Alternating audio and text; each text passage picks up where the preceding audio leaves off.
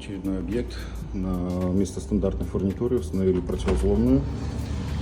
Особенность противовзломной фурнитуры — грибковидные цапфы по всему периметру окна.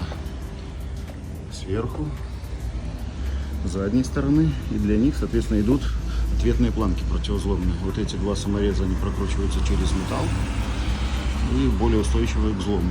Таких ответных планок порядка 12 штук по периметру. Все зависит от размера окошка.